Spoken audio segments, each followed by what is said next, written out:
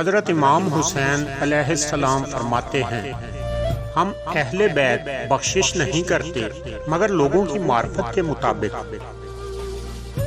سب سے بڑا سخی وہ انسان ہے جو کسی ایسے کو عطا کرے جس سے کسی قسم کی توقع نہ ہو۔ سب سے بڑا عفو کرنے والا انسان وہ ہے جو قدرت ہونے کے باوجود معاف کر دے۔ سب سے زیادہ صلہ رحم کرنے والا انسان وہ ہے جو قطع رحم کرنے والوں سے تعلقات قائم کرے۔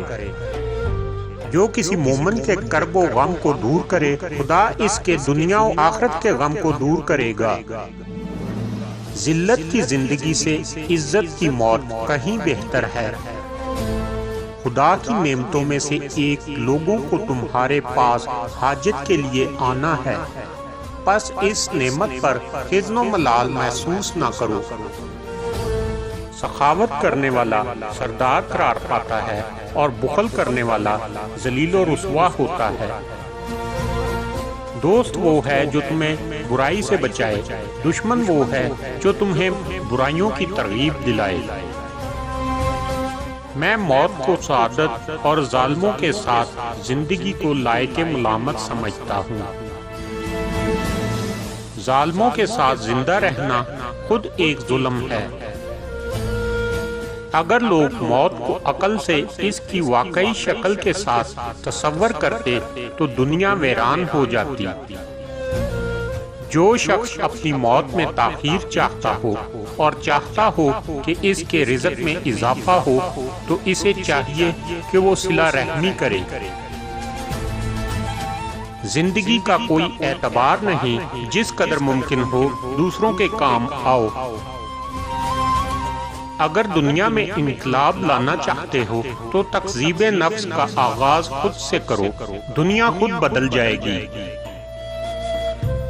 نیک لوگ اپنے انجام سے خوف زدہ نہیں ہوتے۔ ظلم کے خلاف جتنی دیر سے اٹھو گے اتنی ہی قربانیاں دینی پڑیں گی۔ مجھے تعجب ہے اس شخص پر کہ جو جسمانی غذا کے متعلق تو غور و فکر کرتا ہے لیکن روحانی غذا کے لیے نہیں، نقصان دہ غذاؤں کو اپنے شکم سے دور رکھتا ہے لیکن ہلاک کرنے والے مطالب کو اپنے قلب میں جگہ دیتا ہے۔ رشتہ داروں میں قریب ترین افراد وہ ہیں جن کے اندر محبت زیادہ ہے اگرچہ نسب کے لحاظ سے دور ہوں، اور رشتہ داروں میں دور ترین افراد وہ ہیں جن کے اندر محبت کم ہے اگرچہ وہ نسب کے لحاظ سے قریب ہوں۔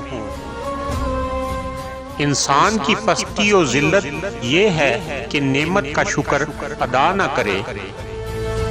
ایک خیر کا راستہ ایسا ہے جس میں کسی طرح کا کوئی شر نہیں ہے، وہ یہ ہے کہ نعمت ملنے پر شکر اور مصیبت کے وقت صبر کیا جائے۔